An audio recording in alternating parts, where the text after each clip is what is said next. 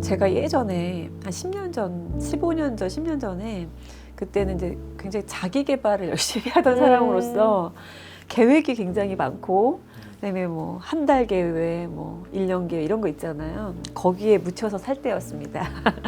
그럴 때는 한 해를 돌아볼 때 그때 당시 제일 많이 했던 게 뭐냐면 체크리스트였거든요. 네. 체크리스트가 나쁘다는 게 아니라 이제 체크리스트를 하면서 네.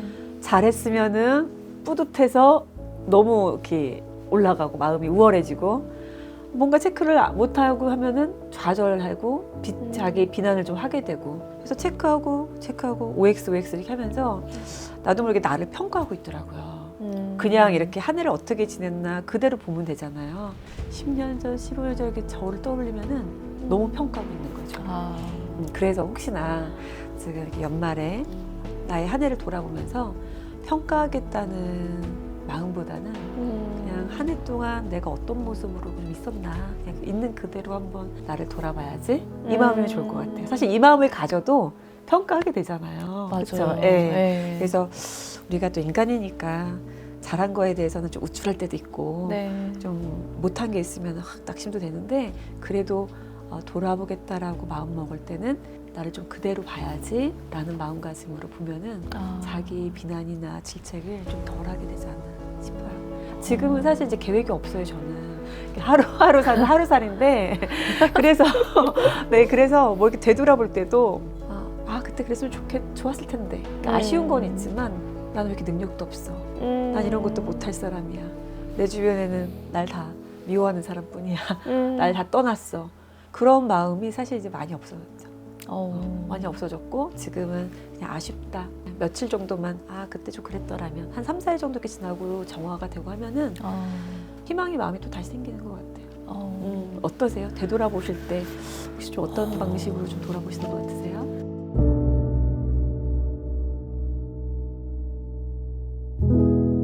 지금도 사실은 올 한 해를 되돌아볼 때 그냥 이제 평가하려고 했던 게 아닌가라는 네. 생각 들거든요. 내가 잘 보낸 건가? 아니면은 잘 못 보낸 건가? 어떤 부분은 내가 잘했지? 못했지? 이거를 생각하게 되는 것 같아요. 우선적으로. 평가하는 마음이 일단은 약간은 기본적인 약간 디폴트 모드에 있지 않나. 맞아요. 대부분 요즘 그럴 거예요. 현대 사회에서 또 사회적으로 평가받죠. 부모로부터 또 평가받죠. 뭐 관계로부터 평가받죠. 제일 먼저 내가 나를 막 평가하잖아. 맞아요. 내 마음에 안 들고 네. 내 성에 안 차면 싫고. 보통 이제 타인한테는 굉장히 후한데, 맞아요. 후하게 점수 주면서 그쵸. 나한테는 굉장히 그쵸. 막 엄격하게 점수를 주잖아요. 맞아요. 그랬었어요. 네. 지금 제 모습이 떠오릅니다. 네. 너무 근데 그게 아프게 하는 거거든요, 나를. 재현님도 혹시 평가하세요? 좀 어떠세요? 과거의 나에 대해서 많이 하는 것 같아요. 과거에 내가 그때 좀 더 좋은 선택을 할 걸, 그때 좀 더 열심히 살 걸, 뭐 이런 과거의 나에 대해서 계속 평가를 해왔던 것 같아요. 그래서 지금 와서는 어떻게 보면 또 그런 선택들이 또 지금의 나를 있게 해준 또 선택인 것 같기도 해서 고마운 생각도 들고. 진짜 재현님 이제 말씀을 들어보니까 평가를 통해서 우리가 또 약간 성장을 하는 것 같기도 한 것 같아요. 그러니까 지금 재현님이 말씀하신 것처럼 뭔가 마이너스적인 걸 봤는데 거기서만 머무는 게 아니라 그걸 승화시키는 거죠. 이렇게 그걸 밟아치면서 다시 플러스로 올라오면은 다시 0점으로 올라오는 거잖아요. 그렇죠? 그러니까 이렇게 되면은 잘 돌아보시는 거라고 저는 그런 마음이 드는데요. 제가 또 평가하는 건 아니지만 네. 근데 아까 질문이 이제 많은 분들이 한 해 돌아볼 때 제 모습에서 제가 한참 자기 개발을 열심히 했을 때 내 모습에서 나를 너무 체크리스트로 이렇게 평가했던 모습이 있어서 그 부분 좀 얘기해 보았어요.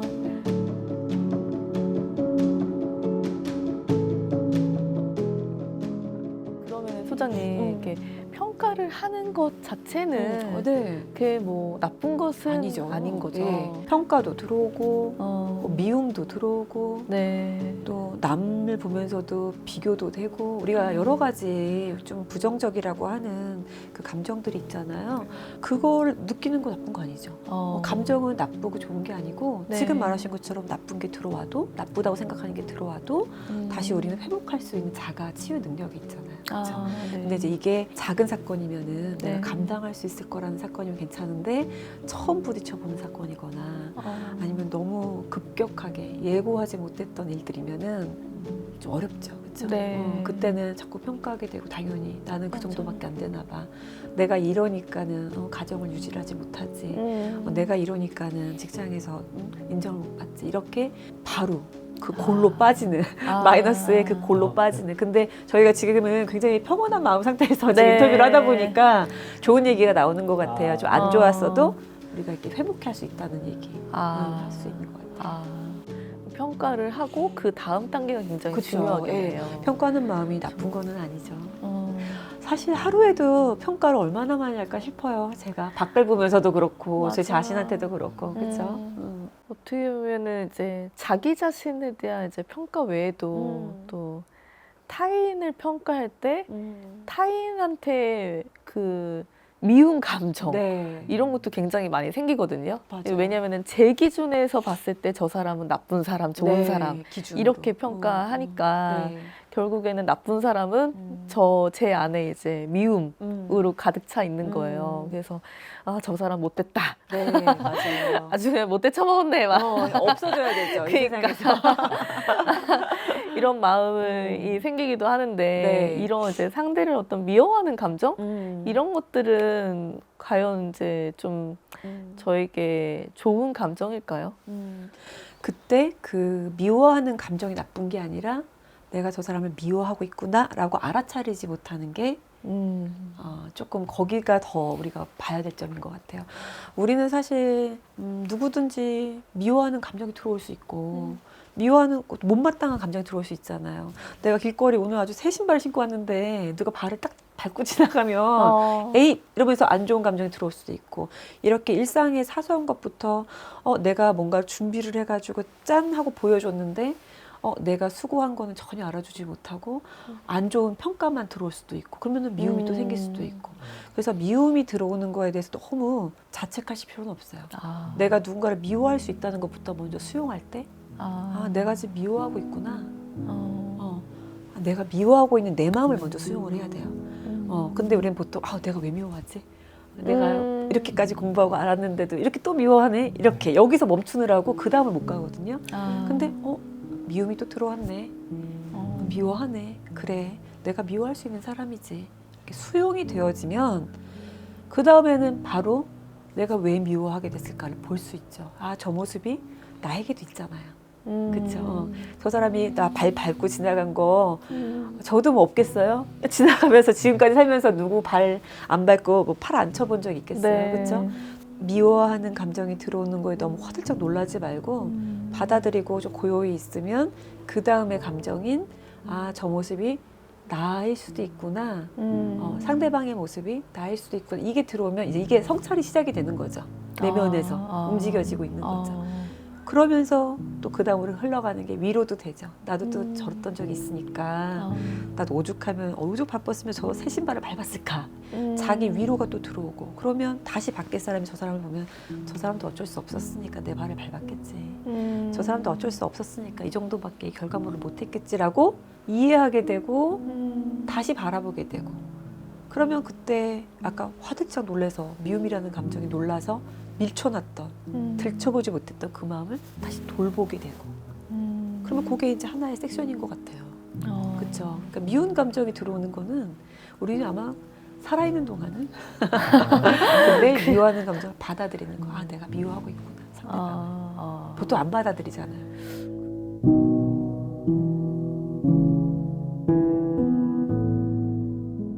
내 기준에서 아까 말씀하신 것처럼 내 기준에서 약속 시간이 딱 맞아야 되는 거예요. 정시에. 근데 늦어요. 그럼 그때부터 나쁜 사람이 되죠. 이제 그렇죠? 그 사람이 왜 늦었는지 이 과정을 들을 마음이 없는 거죠. 그렇기 때문에 왜 약속 시간을 얘기했을까? 제가 오늘 소장님이 오늘 갑자기 얘기하다 보니까 네. 한 30분 네, 늦으셨는데요. 맞습니다. 그러나 저희는 네. 미운 감정이 들지 저희는- 않았습니다. 네, 감사합니다. 다음에는 약속 시간 좀 맞춰서 오도록 하겠습니다. 아유, 언제든지 괜찮습니다. 네, 네. 조금 늦으셔도 괜찮습니다. 네, 네. 그래서 우리가 과정, 그 사람이 뭐 왜 늦었는지 아니면 수고를 얼마나 했는지 우리 한 해를 되돌아보는 것도 사실은 평가하려고 되돌아보는 게 아니라 내가 한 해 동안 수고했잖아요. 애썼잖아요, 사실. 감정이 미운 감정이든 뭐 평가하는 감정이든 좋았던 감정이든 이 동요가 있다는 것 자체가 벌써 에너지가 발산이 되고 소비가 됐잖아요. 애썼잖아요. 그렇죠? 그래서 수고한 거에 대해서 사실 돌아보는 거예요. 한 해를 보는 거는. 저는 이제 미워하는 음. 감정 자체를 이제 그냥 받아들이고 수용하고 그러면 그렇게 수용하지 못하면 화로 분출되는 건가요? 그럼요. 네. 그러니까 마지막에 거의 화, 좀 더 표현하면 분노, 거기 좀 더 심하게 가면 억울함. 난 아무것도 잘못한 게 없다는 거예요. 상대방만 잘못했는데 이제 억울함, 완전 여기까지 가게 되고. 네네. 억울함까지 가게 되면 난 아무것도 잘못한 게 없다는 거잖아요. 네. 근데 과연 이 세상에서 서로가 아무 잘못 없이 그러진 않잖아요. 아마 그렇죠? 그래서 그 억울함까지 가게 되면 그 억울함이 또 억울함을 쌓고 보기만 해도 억울하죠 지금 이 무겁죠? 그게 이제 병이 되는 거예요. 마음의 병도 되고 몸의 병도 되고. 그러니까 억울한 감정 그 바로 전이라고 볼 수 있는 화가 좀 난다. 뭐가 부글부글 올라온다 할 때 가장 좋은 건 우선 좀 몸을 움직이는 거. 지금 운동을 많이 하시잖아요. 근데 운동이 끝이 아니라 몸을 움직이면서 이제 아까 그 마음을 다시 되돌아보는 거죠. 왜 화가 났는지 좀 진정이 되고 나서 그러면 그 화를 보면 분명 그 안에는 다 내가 맞다라는 마음이 있을 거예요. 나는 얼마나 잘했는데 외부나 상대나 아니면 밖의 것이 잘못했는지 우리 그런 거죠. 가다가 어항을 깼어요. 그 어항 짜증나는 거예요. 왜 어항이 거기서 있어가지고 그쵸? 내 발 다치고 유리 그거 정말 어항 두꺼운 유리에 다쳐가지고 근데 그 어항이 잘못이냐는 거죠. 그쵸? 그러면 그 마음만 있으면 억울한 마음만 있잖아요. 근데 거기다 살짝 나를 돌아보면서 내가 그 어항을 지나갈 때 조금만 덜 조심히 지나갔더라면 아니면은 뭐 만질 때 조심했다라면 이렇게 나에게로 포커스가 맞춰져서 나에게로 들어올 때 억울함이 조금 해소되는 거를 느끼신 경험이 분명히 있을 거예요. 네, 화가 많이 올라올 때 저 모습이 나란 말인가? 나에게도 저 모습이 내 안에 있는가? 라고 질문해 볼 때 서야 비로소 좀 마음 공부 아니면 성찰 이걸로 들어가는 거죠. 네, 그래서 깨진 어항이 문제라고 해봤자 나올 답이 없죠. 다시 붙을 것도 아니고 그 어항이 그렇죠.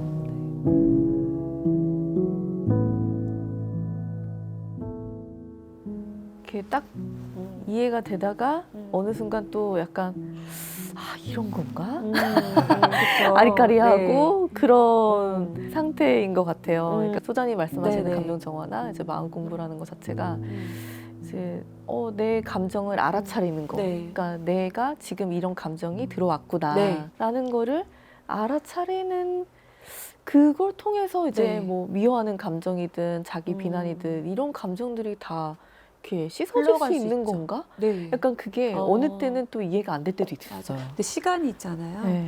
씻긴다 그런다, 씻긴다, 흘려간다, 놓아놓는다는 거는 시간이 좀 필요한 거예요.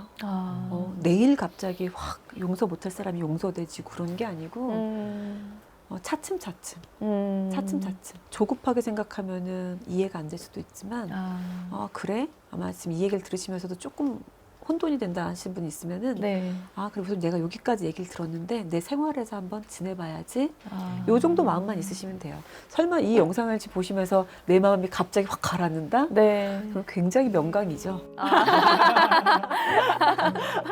저는 지금 뭐 명강이라기보다 그런 마음보다 저희가 좀 나누고 싶은 마음이고 네, 그렇죠. 네. 이 과정도 또 같이 하는 거니까요. 저희가.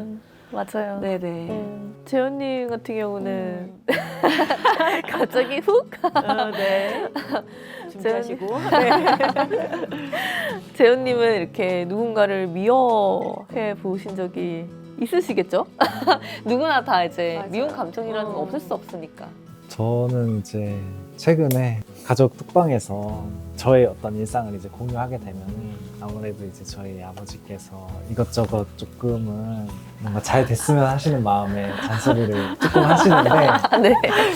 근데 저는 조금 뭔가 일상을 매번 공유하는데 그럴 때마다 그런 말씀을 하시면은 저도 좀 위축이 되고 하니까 네. 더 공유를 못 하게 되더라고요. 네. 그래서 화가 났는데 근데 이제 왜 잔소리 하시냐고. 근데 네. 이제 확실히 그 수장님 책도 읽고 마음 공부도 하다 보니까 조금은 아까 말씀하신 것처럼 그런 화가 났을 때 화라는 감정을 이제 수용해주는 하나의 방법으로서 좀 내면 아이와 좀 대화를 하려고 하고 있고요. 그래서 이제 뭔가 상상 속에서 이제 내면 아이에 있는 내면 아이가 있는 곳에 가서 이제 말을 거는 거죠. 그러면 내면 아이가 화를 내고 있죠 지금. 그럼 너가 화가 나고 있구나. 너가 참 가족 톡방에서 너가 이제 평소에 뭐 보고 이런 것들을 공유하고 싶었는데 화가 많이 났구나 하면서 이렇게 조금 위로를 해주면은 좀 뭔가 항상 그런 건 아닌데 가끔 이제 그것만으로도 그냥 화가 풀리는 경우도 있고 또 말씀하신 것처럼 거기서 이제 좀 더 나가서 이제 재현아 좀 화가 풀렸니?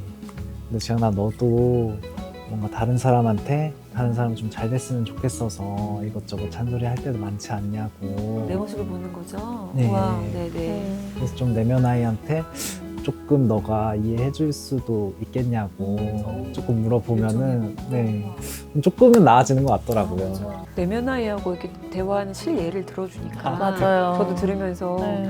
그 잔소리 들었던 재현님의 내면 아이가 얼마나 듣기 쉽지 않았을지에 대해서도 위로도 되고 또 반면에 나도 누군가한테 잘 되라고 하는 마음에서 본의 아니게 한 말인데 그게 상대방한테는 잔소리로 들렸을 수도 있겠구나 하는 거를 저 다시 한번 마음에서 읽게 되네요.